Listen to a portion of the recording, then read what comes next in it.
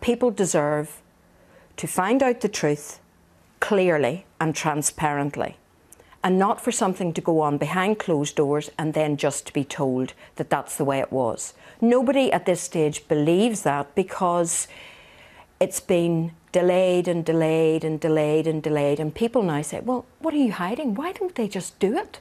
There is a very wide-ranging discussion in Northern Ireland now about the merits of continuing the quest for justice, not just in your case, but other cases that come from that troubled period, weighed against the need to look to the future, not the past, the need to move on in Northern Ireland. And would you accept, at some point, you will have to look forward, not back, too? You will have to move on. There is an analogy I use quite frequently, which I think sums Northern Ireland up quite well.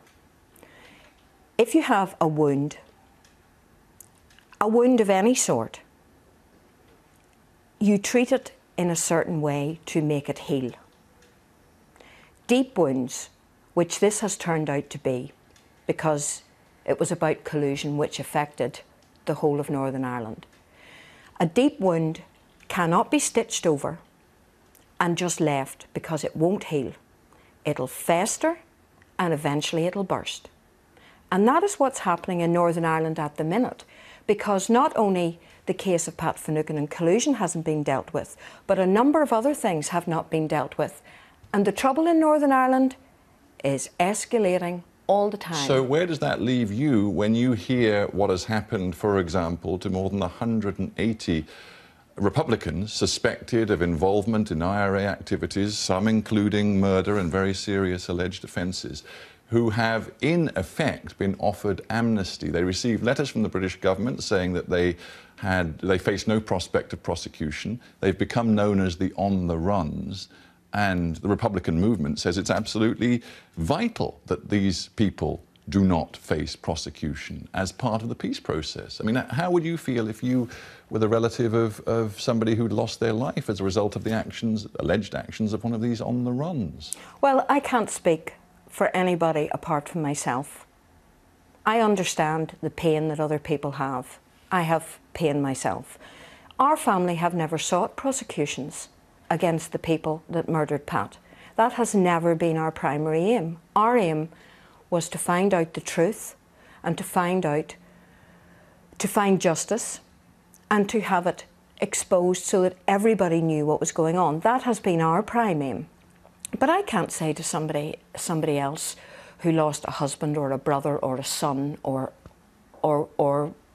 some relative, I can't say that's what you should do. That would be very arrogant of me to say that. You don't accept the notion that at some point amnesty becomes a very important concept in Northern Ireland. I mean, for example, the former Northern Ireland Secretary of State, Peter Hain, you know, he said, we need now to look to the future, and if you're going to do that, address the issue of amnesties and apply it even-handedly across the board. And that means, he says, even for the British security forces, who face their own questions. Well, to go back, if you're healing something, you know, you have to look at what you're healing.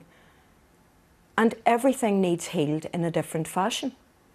I think that's what makes Northern Ireland so difficult to heal, because there's so much to cover. But you know, from South Africa, we've inherited this phrase that trips off our tongues now, truth and reconciliation. But maybe at some point, particularly after a generation, in your case, reconciliation becomes more important than pursuing the truth to the very end. I think different people in Northern Ireland are at different stages of the journey.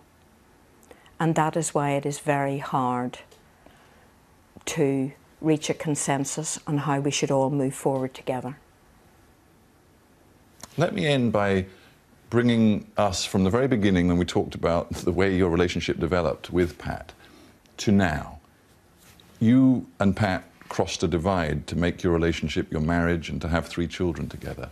When you look at the lives of your 3 children today, and you look at the communities in Northern Ireland today, do you think things are very different? Do you think sectarianism in Northern Ireland is on the wane?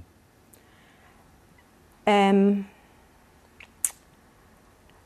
don't think I would go as far as to say it's on the wane. Sectarian divides are still very prominent in Northern Ireland. There is a lot of community work going on, there is a lot of cross-community stuff, but I think it is still a big issue. Geraldine Finucane, thanks very much for being on HARDtalk. Thank you, Stephen. Thank you very much indeed.